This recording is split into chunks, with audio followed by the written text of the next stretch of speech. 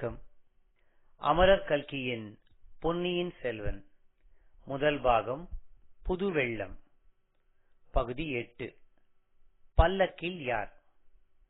San Francisco பே ஏரியாவில் இருந்து உங்களுக்காக வாசிப்பது ஸ்ரீ. வணக்கம். சற்று நேரம் அந்த கூட்டத்தில் ஒருவருக்கொருவர் ஏதோ பேசி விவாதித்துக் கொண்டிருந்தார்கள்.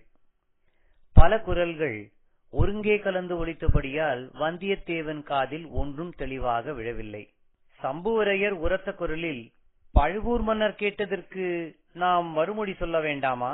தலைக்கு தலை பேசிக் கொண்டிருந்தால் என்ன ஆகிறது? இரவு 3ஆம் ஜாமம் ஆரம்பமாகிவிட்டது. அதோ சந்திரனும் வந்துவிட்டது என்றார். எனக்கு ஒரு சந்தேகம் இருக்கிறது. என்னைப் போல் இன்னும் சிலருடைய மனத்திலும் அது இருக்கலாம். பழுவூர் தேவர் கோபித்துக் கொள்ளவில்லை என்றால் அதை பற்றி கேட்க விரும்புகிறேன் என்று முன்னால் ஒரு தடவை பேசிய கம்மல் குரல் சொல்லிற்று. இப்போது பேசுகிறது வணங்காமுடியார்தானே? எழுந்து நன்றாக வெளிச்சத்திற்கு வரட்டும் என்றார் பழுவேட்டரையர். ஆமாம், நான் தான் இதோ வெளிச்சத்துக்கு வந்துவிட்டேன். என்னுடைய கோபத்தை எல்லாம் நான் போர்க்களத்தில் காட்டுவதுதான் வழக்கம். பகைவர்களிடம் காட்டுவது வழக்கம். என் சிநேகிதர்களிடம் காட்ட மாட்டேன். ஆகையால் எது வேண்டுமானாலும் மனம் விட்டு தாராளமாக கேட்கலாம். அப்படியானால் கேட்கிறேன். சுந்தர சோழ மகாராஜாவின் பேரில் பழுவேட்டரையர் என்ன குற்றம் சொல்கிறாரோ அதே குற்றத்தை பழுவேட்டரையர் மீதும் சிலர் சுமத்துகிறார்கள். அதை நான் நம்பாவிட்டாலும் இந்த சமயத்தில் கேட்டு தெளிய விரும்புகிறேன் என்றார் வணங்காமுடியார். அது என்ன? எப்படி? விவரம் சொல்ல வேணும்.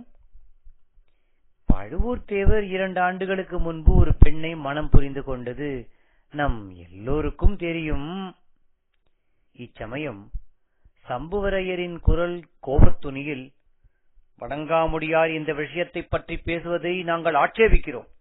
நம் மாபெரும் தலைவரை, நமது பிரதம விருந்தாளியை இவ்விதம் அசந்தர்ப்பமான கேள்வி கேட்பது சிறிதும் தகாத காரியம் என்றார். சம்புவரையரை பொறுமையாயிருக்கும்படி நான் ரொம்பவும் கேட்டுக்கொள்கிறேன்.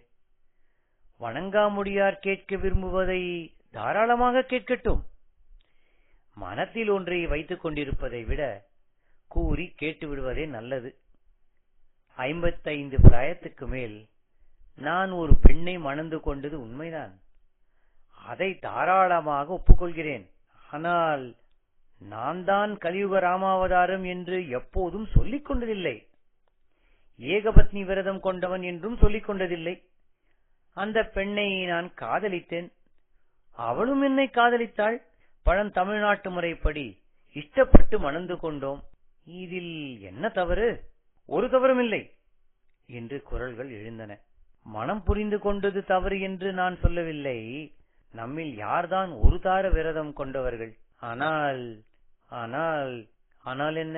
தயங்காமல் மனதை திறந்து கேட்டுவிடுங்கள்.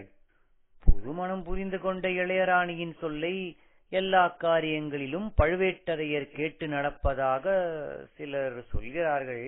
ராஜரீக காரியங்களில் கூட இளையராணியின் யோசனையை கேட்பதாக சொல்லுகிறார்கள்.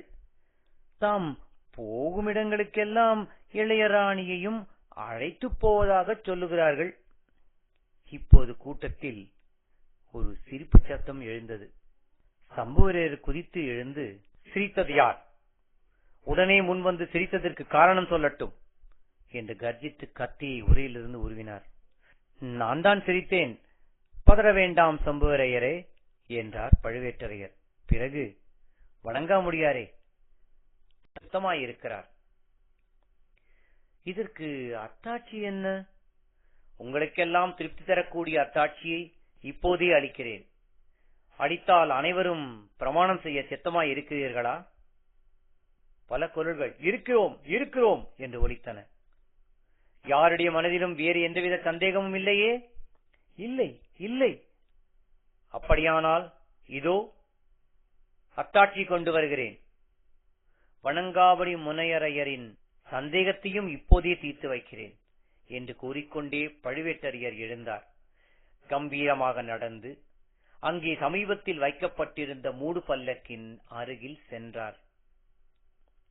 இளவரசே, பல்லக்கின் திரையை விலக்கிக் கொண்டு வெளியே எழுந்திருட வேண்டும். தங்களுக்காக உடல், பொருள், ஆவியை அர்ப்பணம் செய்ய சித்தமாய் இந்த வீராதி வீரர்களுக்கு தங்கள் முகதரிசனத்தை தந்திருட வேண்டும் என்று மிகவும் பணிவான குரலில் கூறினார். மேல் மாடத்தில் தூண் மறைவில் உட்கார்ந்து ஒரு வார்த்தை விடாமல் அடங்க ஆர்வத்துடன் கேட்டுக்கொண்டிருந்த வந்தியத்தேவன் இப்பொழுது ஜாக்கிரதையாக கீழே பார்த்தான். பல்லக்கின் திரையை முன் போலவே ஒரு கரம் விலக்கிற்று. அது பொன்வண்ணமான கரம். முன்னே ஒரு முறை அவன் பார்த்த அதே செக்கச் சிவந்த கரம்தான். ஆனால் அவன் முன்னம் வளையல் என்று நினைத்தது உண்மையில் அரசகுமாரர் அணியும் கங்கணம் என்பதை இப்போது கண்டான். அடுத்த கணம் பூரண சந்திரனையொத்த அந்த பொன்முகமும் தெரிந்தது. மன்மதனையொத்த ஓர் அழகிய உருவம் பல்லக்கிலிருந்து வெளியே வந்து புன்னகை புரிந்து நின்றது. ஆஹா, கண்டராதித்த தேவரின் புதல்வரான இளவரசர் மதுராந்தகராயிவர்! பல்லக்கினுள் இருந்தபடியால் பெண்ணாக இருக்க வேண்டும் என்ற எண்ணத்தினால் அல்லவா அந்த தவறை செய்துவிட்டோம். தன்னை போல் அதே தவறை செய்த ஆழ்வார்க்கடியான் நம்பி சுவர் மேல் தலையை நீட்டிக் கொண்டிருக்கிறானா என்று வந்தியத்தேவன் பார்த்தான். அந்த இடத்தில் மர நிழல் விழுந்து இருள் சூழ்ந்திருந்தது. ஆகையினால் அங்கு ஒன்றும் தெரியவில்லை. இதற்குள் கீழே மதுராந்தகர் வாழ்க, பட்டத்து இளவரசர் வாழ்க, வெற்றிவேல், வீரவேல் என்று ஆவேசமான முழக்கங்கள் கிளம்பின. கூட்டத்தில் இருந்தவர்கள் எல்லோரும் எழுந்து நின்று வாளையும் வேலையும் உயர தூக்கி பிடித்துக் கொண்டு அவ்விதமே கோஷமிட்டதை வந்தியத்தேவன் கண்டான். இனிமேல் அங்கிருப்பது அபாயமாக முடியலாம் என்று எண்ணி தான் படுத்திருந்த இடத்துக்கு விரைந்து சென்று படுத்துக் கொண்டான். இத்துடன் இந்த அத்தியாயம் நிறைவு பெறுகிறது. மீண்டும் அடுத்த அத்தியாயத்தில் சந்திக்கும் வரை உங்களிடம் இருந்து விடைபெறுவது சான் பிரான்சிஸ்கோ பே ஏரியாவில் இருந்து ஸ்ரீ. நன்றி, வணக்கம்.